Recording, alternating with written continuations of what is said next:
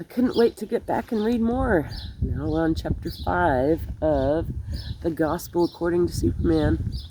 Chapter 5 is called God and the Gut. I cannot recall if I had just begun my ministry or was only staying with a family in the parish. I was first to serve. At any rate, the upstairs bedroom had a most comfortable bed in it, and I was taking full advantage of a chance to catch up on my sleep. Something interrupted. Sensing that I might not be alone in the room, I opened one eye and I looked right into the bright, wide-awake eyes of a 5-year-old girl standing in the doorway. "Hi," she said. It was roughly 6:30 a.m., an absurd hour under the best of circumstances.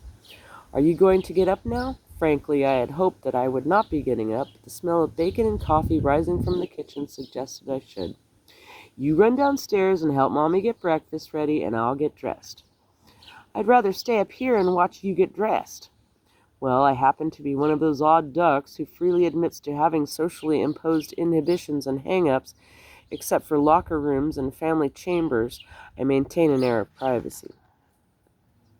"I am sure your Mommy needs you to go downstairs. I do not want you up here while I am getting dressed, and I am sure Mommy doesn't either."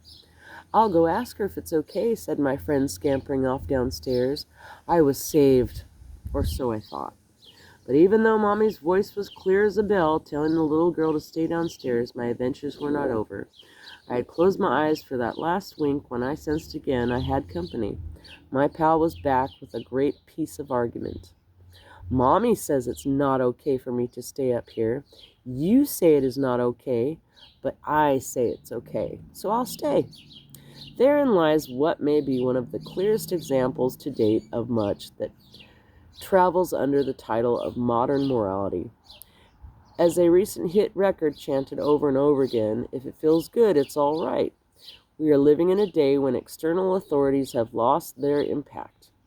People seem increasingly to act not on the basis of what they are instructed to do, but on the basis of what they want to do.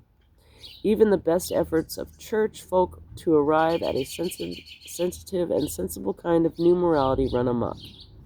In an effort to liberate Christians from narrow legalism, the writings of new moralists simply heap more coals on the fire already lit by those who only want to do as they very well please. So what if Mommy says I can't do it? So what if the man upstairs says no? If I want to stand in the doorway, I will, so there. Superman and the false god with whom he so closely compares are the products of our inner selves. Man has thought them up in a day and age when our inner feelings and desires and expressions are so very important. We are going against the current to suggest that our faith needs to be clarified and disciplined by biblical revelation. I've got my own God. Everybody has his own religion. Don't bore me with all those sterile doctrines and God comparisons. We are up against it when we suggest that projection of personal wishes and dreams is not enough. We are not in keeping with the times to suggest that we need to encounter a power outside us and beyond us, able to change us. Certainly the momentum is going the other way. Young people take LSD and other illegal drugs to expand their minds so as to get at those corners of their brains hidden from them by years of social conditioning. Adults aim at the same goal legally, taking medications, coffee, alcohol, in hopes of really being themselves. Divinity school students harp about how theology must get off the bookshelf and into everyday life. They are agreed that religion has no impact when it comes to a person through external media. Somehow it has to be real at the gut level. For a time on seminary campuses, one could utter all kinds of gibberish, but if the phrase gut level popped up in the midst of it, students assumed that the speaker must be talking of something real. Paul Tillich wrote and preached of the gospel of our being experienced at the depths of our inner lives. Many of his disciples have taken him to be a theologian of introspection. From Long Island to California, sensitivity training and other human development groups are flourishing, attracting, among others, clergymen who are convinced that their ministries cannot be effective without such and experience. Much of this is true, necessary and good.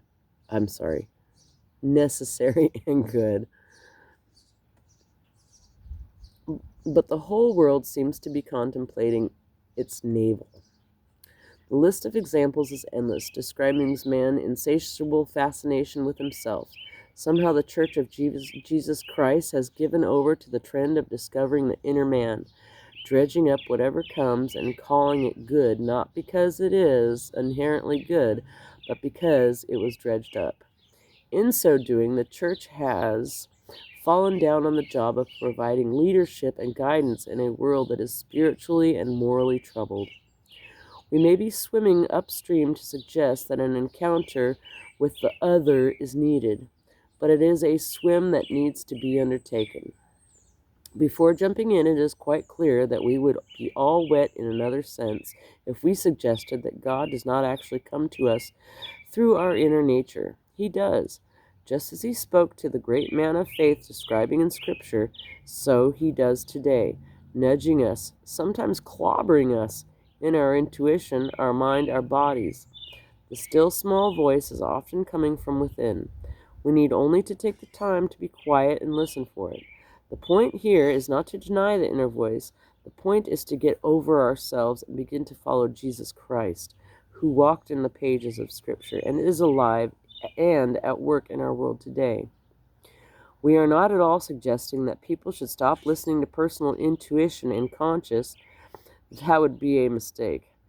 Throughout the history of the Church, some of the most significant theologians and some of the most influential confessions of faith have given prominent place to the role of consciousness as a guide to Christian life. Even more relevant to our discussion, suppose a person did decide to live his life denying what he feels, trying hard not to hear his inner voice when it says, "It's all right with me if you do this." What would the person be doing? He would be winning plaudits from some for admirable self-discipline and self-denial. But his ethic would be shallow. For one thing, he would be consciously limiting the power of God, pretending that the inner reaches of personal life are off limits to the Lord, that if something comes from within, it therefore cannot be God. From personal experience, most of us know that it can. Secondly, our subject would not be getting beyond himself. He would be burning up great amounts of energy, simply keeping his discipline going, but his energy would be wasted. He would be focusing it on himself, because it is something of himself that he is trying to overcome. It would be far more responsible for him to forget himself and focus on God, wherever the Lord may be, within us or outside us. The issue is not one of where God is, it is a matter of who God is, and he is other than us. That for now is enough. On equally poor footing in the hurt-me Christian who daily tries to climb up on his cross for all to see. He makes his decisions about how to act on the notion that if it feels good, it must be wrong. He feels guilty about having a good time. For all of his seeming self-denial, he may be the most self-centered of all. After all, what standard of behavior does he have besides his own feelings? True, he does things in reverse. But it is still how he feels, bad, that determines what he will do in a given situation. How can I exploit this moment to climb up on my cross and get in some personal wounds? Admittedly, these personalities have been presented in caricature. In the same way, the comparison of a little 5-year-old girl with a modern man is a bit overdrawn. But one point jabs, though. There is a growing fascination with self. That is not overdrawn. It's all right with me, so I'll do it. That is the modern way of life. All this brings us to Superman. The comic strip character is an excellent, unabashed image of much that is brewing within the wishes and dreams of our inner selves. He is all right as far as we are concerned. Wouldn't life be a lot simpler if we'd had Superman to do us what the Man of Steel does for Jimmy Olsen? The inner man, left to himself, will produce such self-gratifying Superman God. In a day and age when personal feelings and desires are given so much nearly exclusive authority, we run into a strong headwind when we proclaim a message that comes from the other. But the time has come to hand over the source of authority, for ultimate truth does not originate with you and me. It begins with God. He is more deserving of our trust than we are. The time has come to begin asking a new question. We have asked long enough. What does man need? What do the people want? Is it time for us to face the more central question in our churches and in our personal lives? What does the Lord require? Come back for chapter 6.